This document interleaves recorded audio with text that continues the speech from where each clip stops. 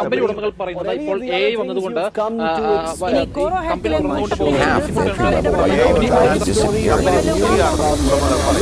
The reason they've been fired, AI.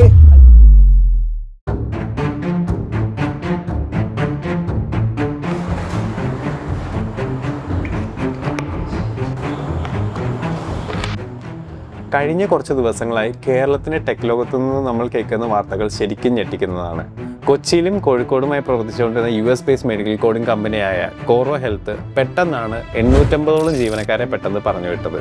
ഇതിന് തൊട്ട് പിന്നാലെ കേരളത്തിലുടനീളം ഒരു സ്റ്റാർട്ടപ്പ് ഇക്കോസിസ്റ്റം തന്നെ ഉണ്ടാക്കിയ ടാൽഡ്രോപ്പ് എന്നൊരു കമ്പനി അവരുടെ 21 ബ്രാഞ്ചുകളും പൂട്ടി. ഇതിൽ ഏറ്റവും ശ്രദ്ധിക്കേണ്ട കാര്യം എന്താണെന്ന് വെച്ച് കഴിഞ്ഞാൽ ടാൽഡ്രോപ്പ് അവരുടെ കമ്പനി പൂട്ടിയതിന് കാരണമായി ഔദ്യോഗികമായി പറഞ്ഞേക്കുന്നത് we were not built for the AI era എന്നാണ്. അതായത് ആർട്ടിഫിഷ്യൽ ഇൻ്റലിജൻസ് അഥവാ AI മുന്നേറുന്ന ഈ പുതിയൊരു കാലഘട്ടവുമായി പൊരുത്തപ്പെടാൻ അവർക്ക് സാധിച്ചിട്ടില്ല എന്നാണ്. ഇപ്പോൾ BTech അല്ലെങ്കിൽ BCA പഠിക്കുന്ന ഒരു കമ്പ്യൂട്ടർ സയൻസ് സ്റ്റുഡൻസ് ആണ് നിങ്ങളെങ്കിൽ നിങ്ങളെ ഈ ന്യൂസ് ശരിക്കും ഭയപ്പെടുത്തിയിട്ടുണ്ടാവും.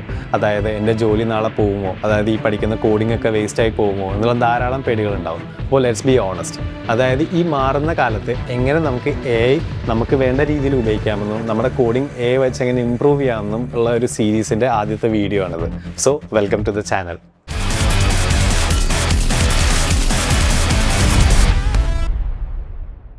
അപ്പോൾ എന്തുകൊണ്ടാണ് ഇത്രയും പേർക്ക് ജോലി നഷ്ടപ്പെട്ടത്? നമ്മൾ റിയാലിറ്റി മനസ്സിലാക്കണം.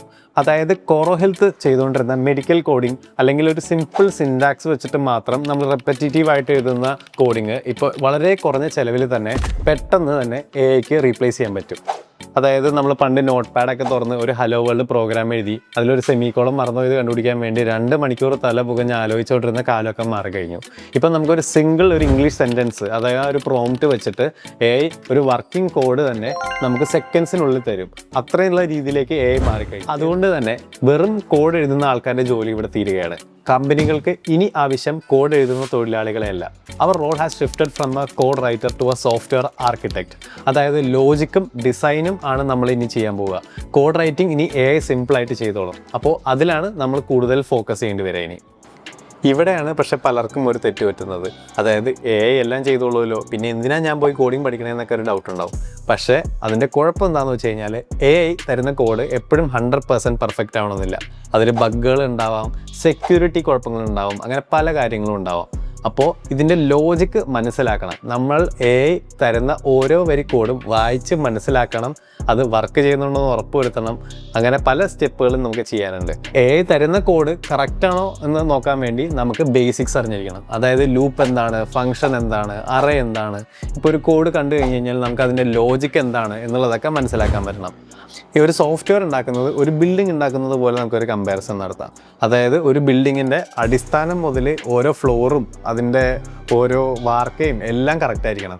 അല്ലാന്നുണ്ടെങ്കിൽ അത് മൊത്തത്തിൽ വീഴും. ഇതേപോലെ തന്നെയാണ് സോഫ്റ്റ്വെയറും. അതായത് നമ്മൾ അതിൻ്റെ ഒരു സെക്യൂരിറ്റി ഭാഗമോ അല്ലെങ്കിൽ അതിൻ്റെ ഡാറ്റാബേസിൻ്റെ ഭാഗമോ അല്ലെങ്കിൽ പല പല ഭാഗങ്ങൾ വരും. അപ്പോൾ ഏതെങ്കിലും ഒരു ഭാഗത്തൊരു ചെറിയ മിസ്റ്റേക്ക് തന്നിട്ടുണ്ടെങ്കിൽ അത് വായിച്ച് മനസ്സിലാക്കി ഉറപ്പ് വരുത്തിയിട്ട് വേണം നമുക്ക് ആ പ്രൊജക്റ്റിലേക്ക് പബ്ലിഷ് ചെയ്യാൻ. ഇല്ലെങ്കിൽ അത് മൊത്തത്തിൽ ആ സോഫ്റ്റ്വെയറിനെ ബാധിക്കും, അത് ഫെയിൽ ആവാനും ചാൻസ് വരും.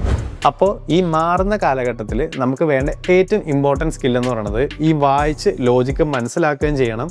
ആൻഡ് ഈ ഡിസൈൻസ് കറക്റ്റായിട്ട് AIനെ പറഞ്ഞ് മനസ്സിലാക്കാനും പറ്റണം. ഈ ഒരു സമയത്ത് നമ്മൾ മെയിൻലി നോക്കേണ്ടത് 3 കാര്യങ്ങളാണ്. ആദ്യത്തത് നമ്മുടെ ലോജിക്കൽ തിങ്കിങ് വളർത്തുക. അതായത് ഈ അൽഗോറിതംസും ഡാറ്റ സ്ട്രക്ചേഴ്സൊക്കെ കാണാണ്ട് പഠിക്കാണ്ട് അതിൻ്റെ വർക്കിംഗ് മനസ്സിലാക്കുക. രണ്ടാമത്തേത് AI ടൂൾസ് നിങ്ങളുടെ ശത്രുക്കളല്ല. AI ഉപയോഗിച്ച് കഴിഞ്ഞ് കഴിഞ്ഞാൽ നമ്മളെ പ്രൊഡക്ടിവിറ്റി ഓൾമോസ്റ്റ് 10 ടൈംസ് ഇൻക്രീസ് ചെയ്യാൻ പറ്റും.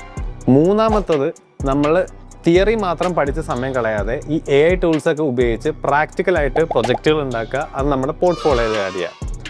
അപ്പോൾ ഇനി വരുന്ന ഈ സമയത്ത് കമ്പനികൾക്ക് കോഡ് എഴുതുന്ന അല്ലെങ്കിൽ സിൻടാക്സ് മാത്രം മനപ്പാടമാക്കിയിട്ടുള്ള ഡെവലപ്പേഴ്സിനെ അല്ല, AI വെച്ച് പെട്ടെന്ന് തന്നെ കോഡ് ഉണ്ടാക്കി അതിന് ലോജിക്ക് മനസ്സിലാക്കി വെരിഫൈ ചെയ്യുന്ന സ്മാർട്ട് ഡെവലപ്പേഴ്സിനാണ് ഇനി ആവശ്യമുള്ളത്.